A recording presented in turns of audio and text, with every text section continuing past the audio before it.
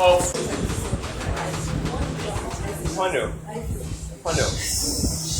panel to show first off that there can be like a particular way in which we can analyze the whole idea of what Gandhi did in his refusal, in his silence, in his concerns, fighting like Kashmir, fighting the battle of Kashmir. I'm going to tell you like a very, very short story.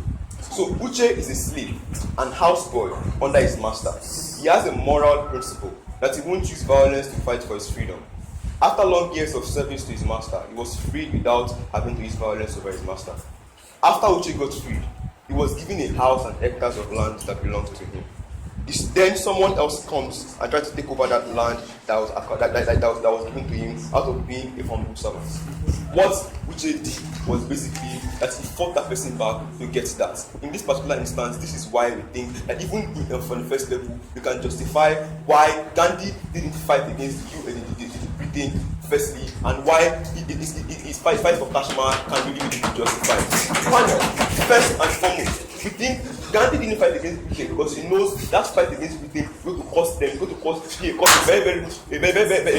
harm to their success or in general in a particular movement. But he knows that in every instance they're going to fail and they cannot even win that. But in the other instance, he knew, that if he fought if he fought the Kashmir war, he was going to win. So we think that firstly, that moral principle, that principle that firstly that you don't use violence when you know that they're going to fail anyway, or something that you are really upheld, even not very end in first instance. So let's not agree whether finally that okay, he even went against like his principle, because firstly the principle was against resistance when I resisting your oppressor. That was what his icon was known for. That means that it says if you are resisting your oppressor, don't use violence. But when someone takes what belongs to you, want to claim what belongs to you, you can use violence. That principle was like resisting a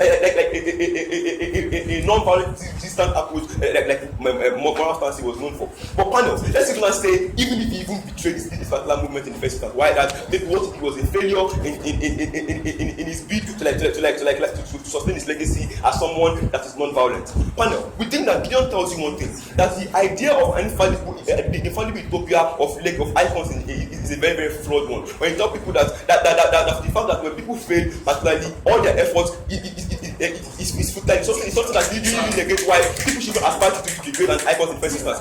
Jesus Christ is the icon of Christians, but many Christians are tired because they say living a Christian life is one that says you mustn't have any failure at all. People now become tired of aspiring to become Christians. This tells you that particularly this can even be a whole lot of discouragement for people that want to even aspire to even be like Gandhi, because they say all our hard work should we fail in any instance, maybe in what we're supposed to do. That this idea is a bad one. That's not good for that idea of sustaining non-violence. Right. So, patience, let me have it. Yeah, you say that your principle is that it's good to fight what you want to take from you. And the British were taking from India, the Chinese tried to take from India. Why did Gandhi not fight the British but choose to fight the Chinese?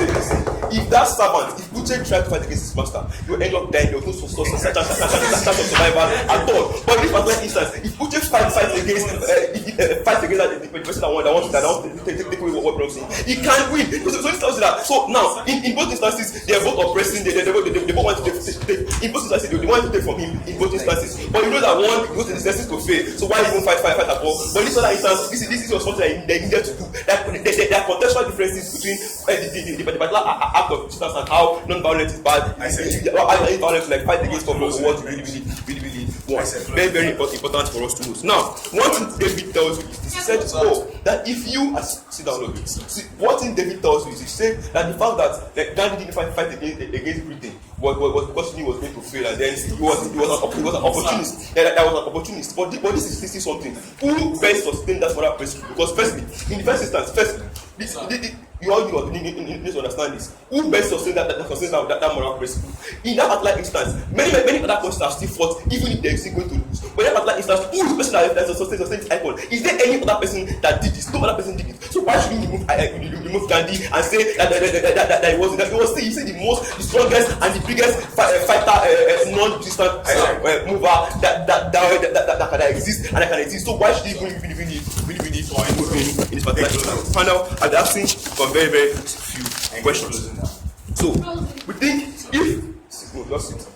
panel, did Gandhi introduce or found the non-resistant movement? Okay, before I even go that, let me now tell you the basis for which can remove someone from being an icon. We can tell you one thing, panel. The idea of being an icon is something that says that it can be attached to saying someone is a record holder in a particular thing. Before you can remove him, it's only when another person has passed that particular act of violence that you have done. But in this particular instance, no other person has surpassed him. I would say that in this particular instance, it's not even justified for you to remove him.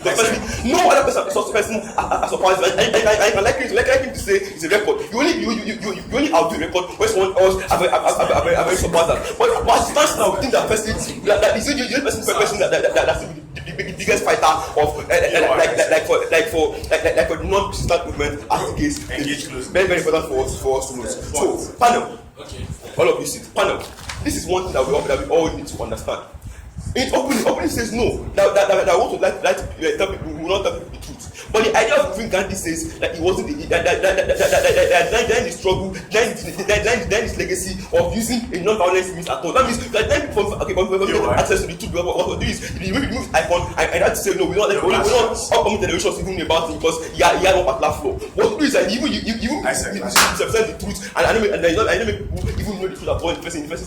Because their own policy or their own move that's say that because he failed in one particular instance, he should remove him totally. What that means is saying that all his fight was futile, and then up generation will not even about struggle. This is very, very bad for guys. But the extent where he sustains that particular principle, even though he's once, and in the biggest instance, we all know that we all name to be. We think this is very, very important for us. That you can't even say that I want to discredit him. Why do we tell you essentially why should we push on to this base? We told you how first we get on two levels. How we can even say that disparity in the act of law is the same thing, and then fighting KASHMIR. But we say even if that is bad, and if we trace the whole legacy that starts to preserve, we tell you how he's going to start to paint a picture of an infallible icon that doesn't fit. Because it makes people very lethargic towards aspiring towards such height. I think this is very, very bad, and also sometimes that should be encouraged. Who is Gandhi? His struggle as a slave is that was what Gandhi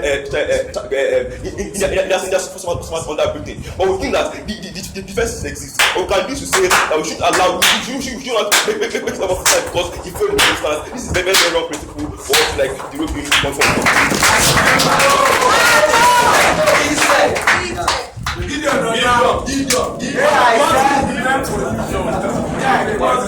Gideon.